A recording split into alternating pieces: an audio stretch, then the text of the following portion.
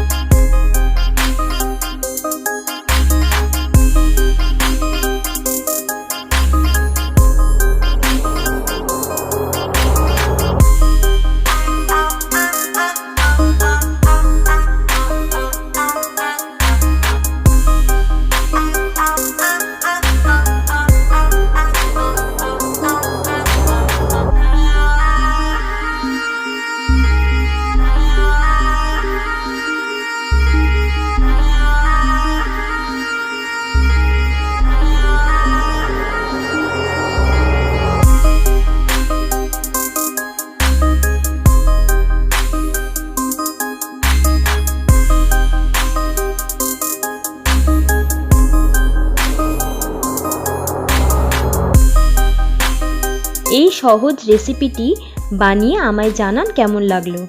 ভালো লাগলে লাইক করবেন এবং শেয়ার করবেন। নেক্সট রেসিপির সাথে আবার ফিরে আসবো।